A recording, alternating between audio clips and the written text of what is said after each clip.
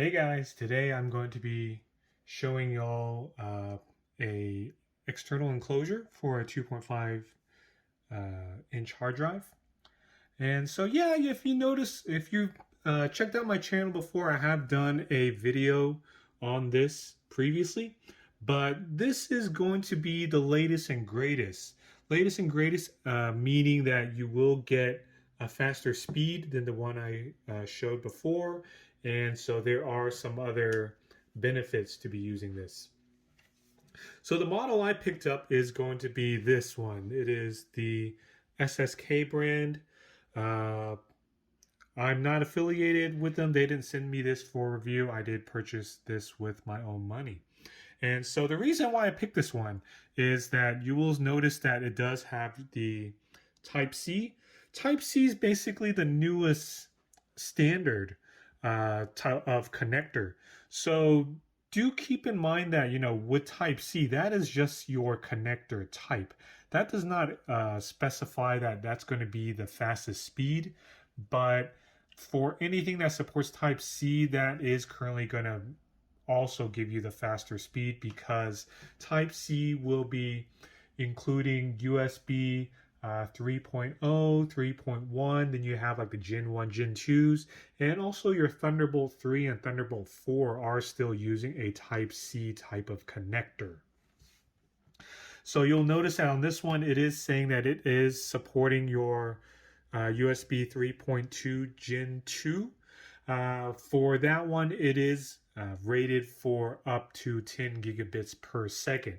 10 gigabits is going to be the max. The limiting factor is going to be the variables such as your cable. Make sure your cable is of a high enough quality to where it's able to transmit that fast. And so the enclosure itself is able to support transferring, but I have seen some that have a lesser made chip inside that is going to be a limiting factor. What that means is when the enclosure is transferring that data over, it basically needs to take the data, basically the controller, to grab the data from your hard drive and then transmit it through that connection to your computer itself. But also this one is, this is the SATA type of standard. So NVMe drives, this is not going to be what you're going to be needing. We can use HDDs, so it's going to be the older style hard drive with the spinning platters, or the newer style SSD, which is the solid state drives. And from what I remember, one of the main reasons why I picked this one is that it is able to handle a larger SSD. And so, here are going to be the specs for that. And so you will notice that it is able to support the thicker SATA drive. So it is able to do the 7mm and the 9.5mm drives. And so with that being said, let's kind of get on with the first part, which is the unboxing. And then I'm going to install that and we'll show you how it's done.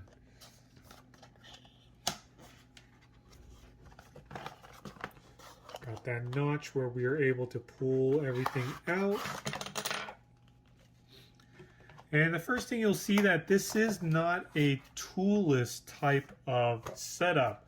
So it does come with a nice, well, I wouldn't want to say it's nice, but it is pretty higher quality screwdriver. And it's just a standard Phillips head. It's not like the Mac type of screwdrivers where it's pentalobe. We will have some screws. These are the screws I would say for installing the hard drive inside. And we do have a USB Type-C to a USB Type-A. So if your computer uses a Type-C as far as your inputs, then you will need to find your own Type-C to Type-C because the connection on the enclosure is going to be a Type-C. So we'll take the enclosure out. And if y'all have, followed me and seen what I do for my reviews, one of the main reasons why I choose drives like this is because You can hear that. It's actually metal. Metal is really good for, especially for these types of enclosures, because your SSD needs to have a way of dissipating heat. And so if you're trapping that heat inside an enclosure like this, then that's going to deteriorate and cause the life of your drive to not last very long. We're not talking about the life of the actual enclosure. We're talking about the life of your hard drive or your life of your SSD. So you'll notice on here, here are the markings that is listed. And so you'll notice that it's got the brand name listed right there. So we have SSK. Right here is going to be your type C. And then there is a little dot right there. Not too sure what that is for, but let's open it up and let's see what's on the other side.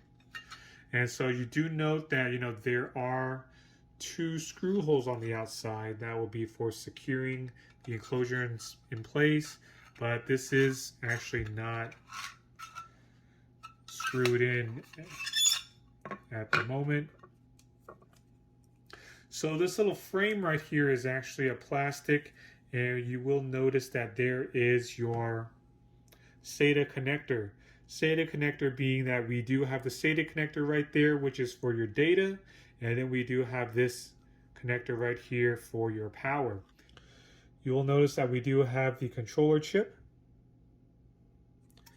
On the back, there is really nothing here to see. And so let's kind of install a drive in here. The drive I will be using today is going to be a Samsung drive. This is an SSD, so it's a solid state.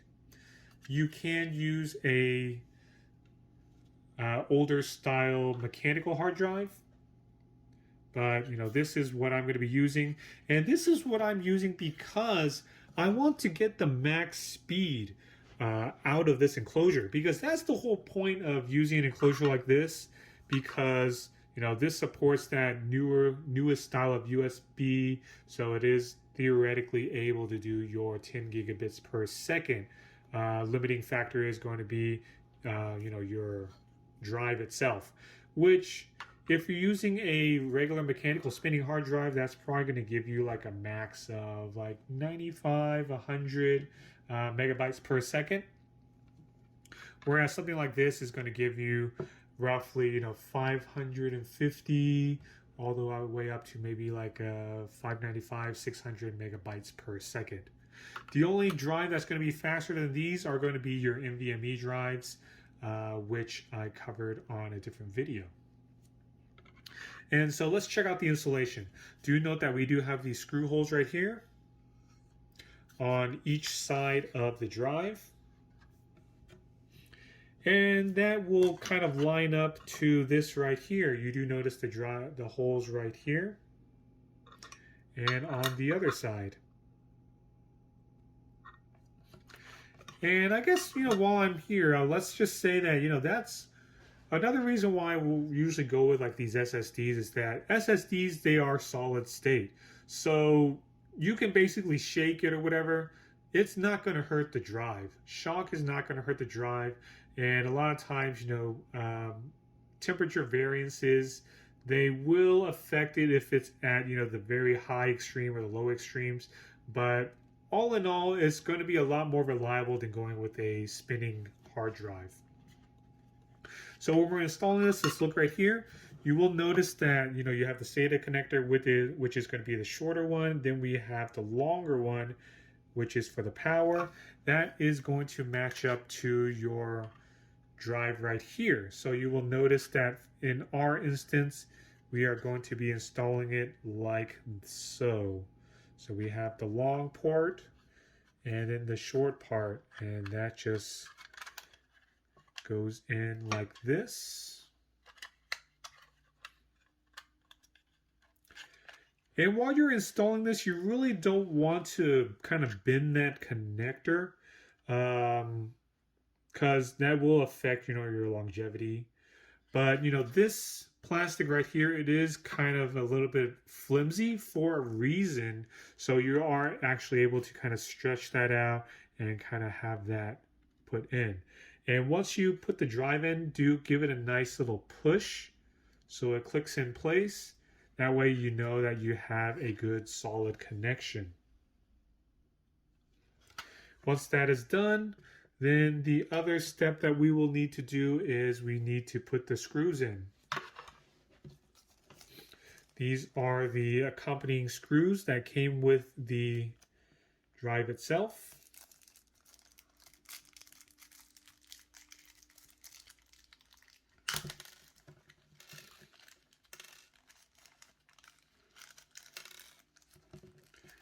And let's see here, we have got 6 screws. So what that basically tells me is that we are going to be putting the screws into the drive first, because the drive takes 2, and then we also have 2 for the enclosure itself. But let's kind of go through the manual just to be sure. Let's try this out. Let's kind of put this in. Do these holes line up? And that would be a negative. Let's put 4 screws in here first and then go from there. All right, and let's put this in and check that out.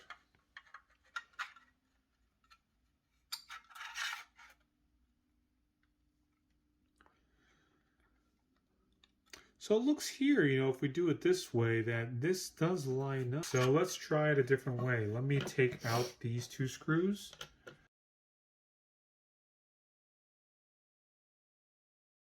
And let's put this enclosure back together and try that out. So we have these screws lined up right here. And let's install these remaining screws.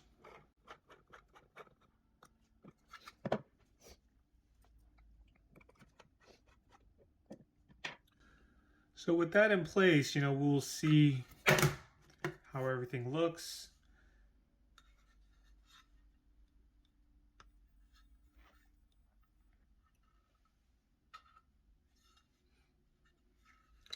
And so that's pretty much it. All we need to do is plug that into a computer and then we should be good to go. All right. So that's basically the installation of the 2.5-inch hard drive into an enclosure. So yeah, stay tuned for my next video where we will hook this up to a computer and then we're going to do some benchmarks, see what is a theoretical speed that we can do with this drive. And we're going to do all that testing with the cable that is included with the drive. And that will give us kind of like a baseline, and let's see if we can get a different cable, maybe a higher quality cable, and see if we're able to get a better and faster speed out of these drives. All right, and so that's it. Thank you for watching, and we'll see you in the next one. Bye.